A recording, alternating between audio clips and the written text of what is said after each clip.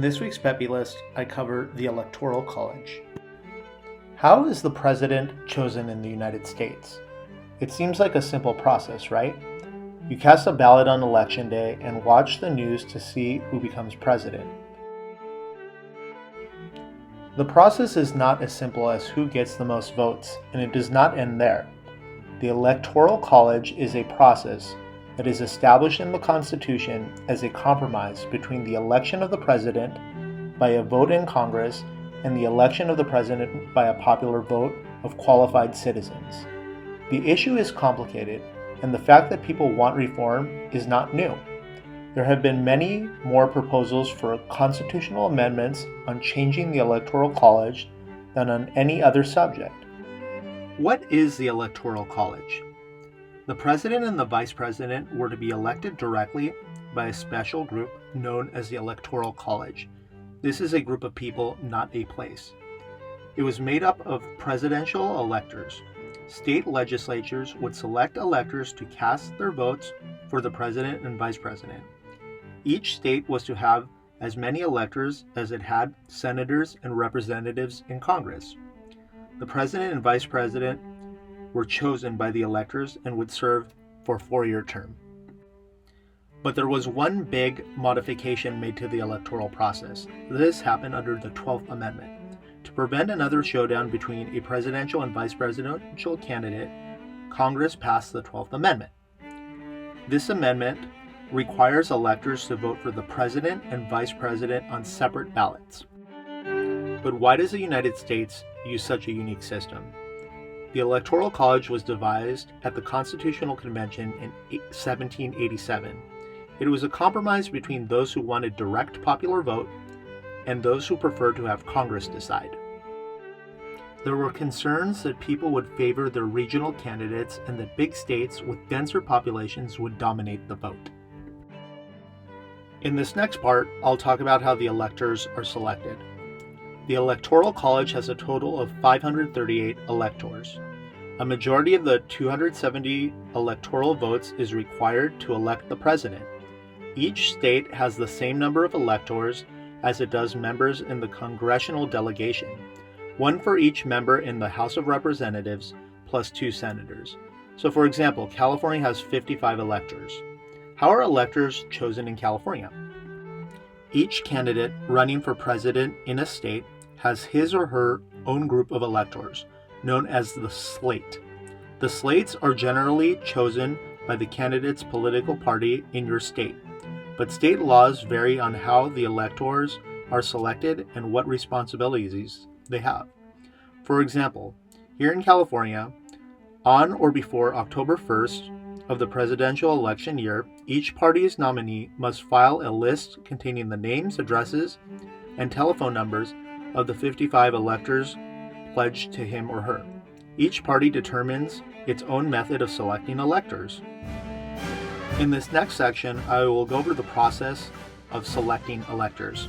Unlike many modern elections, the candidate who becomes president is not necessarily the person who wins the most votes on the day of the election. Rather, the election of the President of the United States is a 2-step process. First, voters cast ballots on election day in each state. In almost every state, the candidate who gets the most votes wins the electoral votes for that state and gets the number of voters or electors in the Electoral College. In the second part of the process, the electors from each of the 50 states gather in December and they vote for president. Ultimately, the person who receives a majority of the votes from the Electoral College becomes president. Let's look at this process in more detail. In the spring or summer before an election, electors are nominated. The political parties in each state nominate their electors. Parties and states have different ways of going about this, but a party's presidential electors are generally loyal party members. The parties want to be sure they can rely on their electors to cast their votes for the party's nominee for president. On election day, this year being November 3rd, when voters in each state will select the presidential electors, the names of the electors are not on the ballot in most states. Rather, when a voter casts a vote for a presidential candidate, He or she is also casting a vote for the electors already selected by the party of that candidate.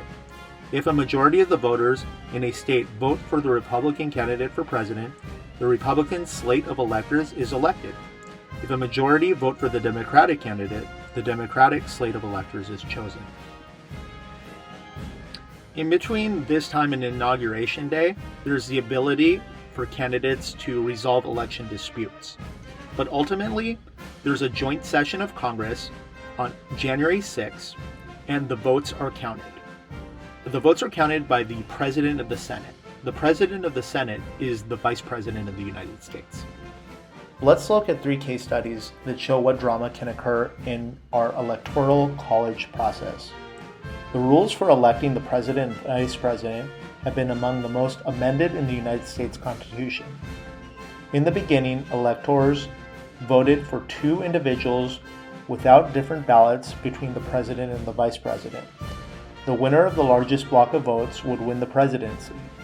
The individual with the second largest number of votes would become Vice President. In the 1796 election, this meant that John Adams became President and Thomas Jefferson became Vice President. The 1800 presidential election further tested the system when Jefferson and Aaron Burr, the candidates for President and Vice President, tied at 73 electoral ballots each. This might sound familiar because they talk about it in the musical Hamilton. The House, under the Constitution, then chose between Jefferson and Burr for president. After 6 days of debate and 36 ballots, Jefferson won 10 state delegations in the House when the Burr supporters in the 2 tied states, Vermont and Maryland, filed blank ballots rather than support Jefferson. The final historical example is the 2016 election. In this election, Donald Trump was elected president, even though he got 2.9 million fewer votes than the losing candidate Hillary Clinton. That's because presidential elections are decided not by popular vote, but by the Electoral College. That means that a candidate who racks up victories by impressive margins in some of the most populous states, as Clinton did, can still lose if an opponent wins enough states, even if they don't have as many votes. As you can see from the previous examples, our system isn't perfect, but what do other countries do? Do they use an electoral system? According to the Pew Research Center, 65 of the world's 125 democracies, the leader of the country is directly elected by the voters. Let's look at 3 examples from other parts of the world and see how it works there. First, let's look at England. The head of state is called the Prime Minister. Citizens can only vote to elect their local MP, Member of Parliament, in a general election. Citizens cannot vote for the new Prime Minister. If you live in the constituency represented by the current Prime Minister, you are still only voting for them as your local MP in the next Parliament. The political party that wins the most seats in the House of Commons at a general election usually forms a new government. Its leader becomes the Prime Minister. Let's now look at how the world's largest democracy votes for its Prime Minister. India follows a parliamentary system of government, wherein the executive powers of the government are vested in the hands of the Prime Minister. The Prime Minister of India is not directly elected by the people either. In this final example, let's look at how the country that began democracy votes for its Prime Minister. The Prime Minister is officially appointed by the President of Greece. The President and the Prime Minister are not the same person in most parliamentary systems. According to Article 37 of the Greek Constitution, the President of the Hellenic Republic shall appoint the leader of the political party with the absolute majority of seats in the parliament as Prime Minister. People vote for their members of parliament by region. There are 300 members of the Greek parliament. So as you can see, none of these 3 democracies directly vote for their president or prime minister or whatever their leader is called. Most countries are a representative democracy and not a direct democracy when it comes to choosing their leader. So in review of the latest Peppy List, I talked about the definition of the Electoral College, the selection of the electors, the Electoral College process, the history of the Electoral College, and elections in other countries. I hope you like this list.